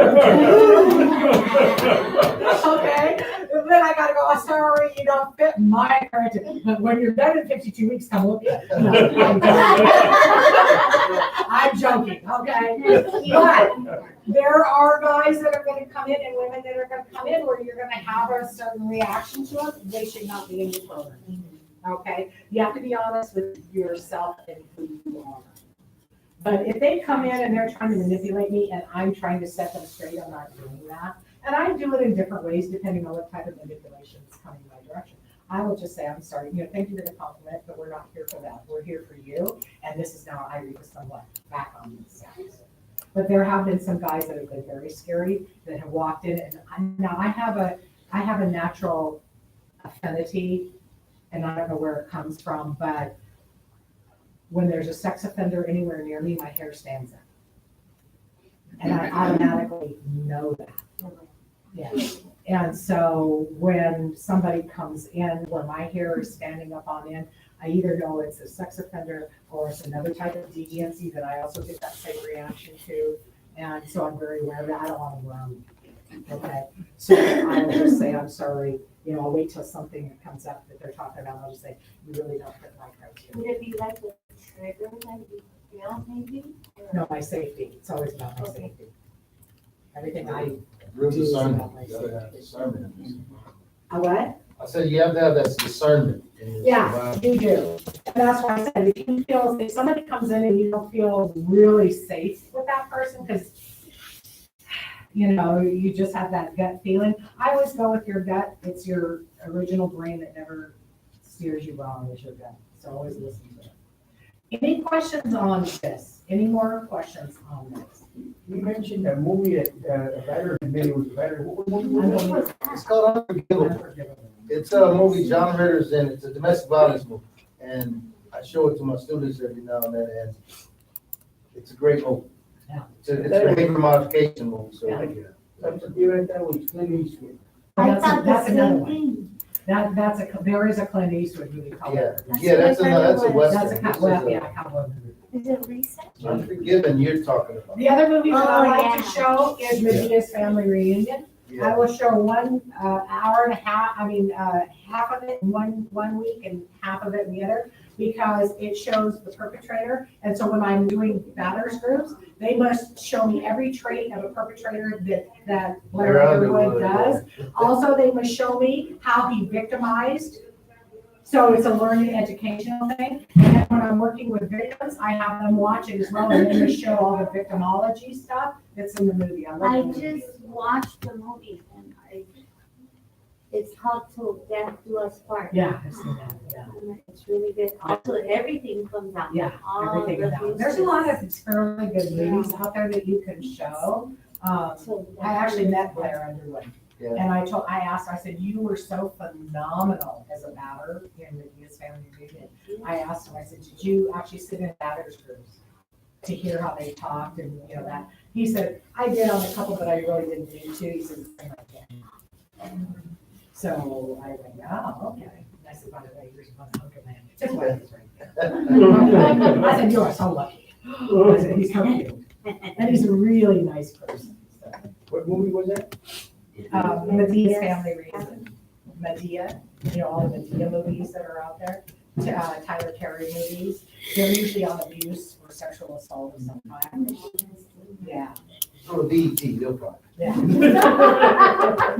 Or just Google it. Google, it's on, you can buy it. I wonder when you show that movie to perpetrators, and they see the victim fighting back, do you think that enrages them more? No, they laugh. They laugh. Yeah, they laugh. They just, and I'll always say, how many of you guys have the grits, the grits Grit ball. exercise? Yeah, grits ball on you. They're like, no, they wouldn't dare do that, you know, with all that stuff. But no, I always tell them when they're watching it, I don't want any laughter. I want them to take it seriously. If they are to take notes, this is not popcorn night. This is learning night. Okay. All right, so let's take another break and then I'll come back and I'll finish up what's in that wheel. It is 10:48. Come back at in 5 minutes.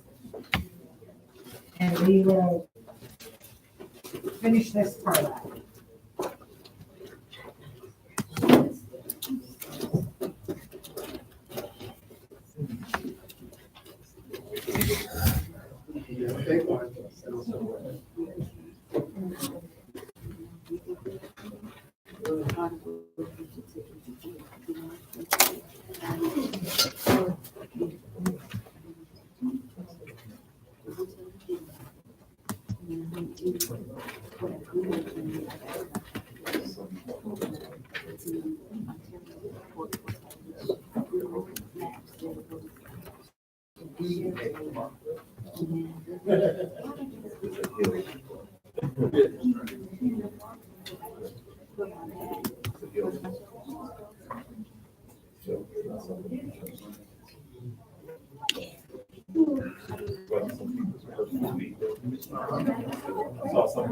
No, the stuff I know I'm having to write is not.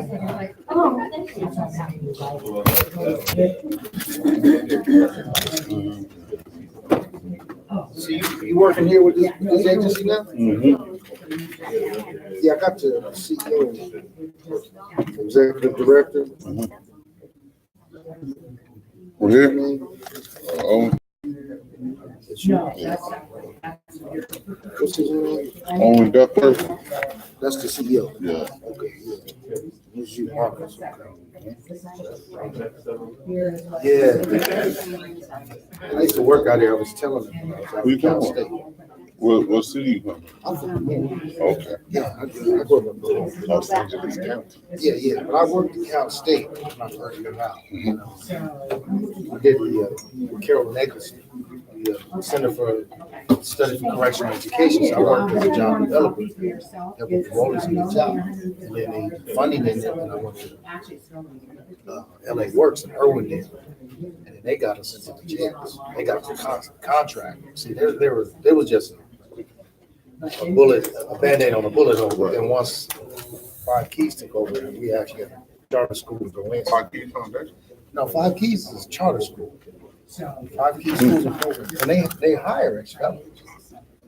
They hire a lot of guys, but it's in LA County. They're not. Yeah, I know. Well, we're in I know San the Bernardino people County too. Yeah. Day reporting center. They're out here in the day reporting center. Probation officer. Well, my daughter actually works in special ed. She works for 5 Keys. So. Oh, that's tough. Yeah, so she's. It's gonna be all right, sister. Whoever did it, you're gonna get them later. I wish, I'm sick, I'm just. Okay. It looks like she's airborne. yeah. Is you trying to get us all sick? Take airborne. You get my certificate, I'll leave. All right, you can play it. I work in the county jail, and I don't get sick. Yeah. I get sick the first week if I change jails. I never get sick again. And I work in the every day at LA County Sheriff's Department. I'm a teacher, so I take airborne probably once a week. Just hit it on. Yeah, Little so water what you have bottle. to do is read English and then. At least, obviously, I'm trying everything, food that's different, medicine, all this. He was Works for me. I don't know. My wife gets sick like that too. Grandbaby gets sick, she'll get sick. And I usually don't get sick. Everybody's gonna have to be sick and I won't be I sick. won't, yeah, same with me. I mean, But I get sick, maybe once every 2 or 3 years, and nobody else is sick. You know, the times I have gotten sick, it's summer. Everybody's like, why you sick? Summer flu, summer cold. I don't know what it is, and it's rare. I know the first time I went to Wayside, 8 years ago. So I didn't have it.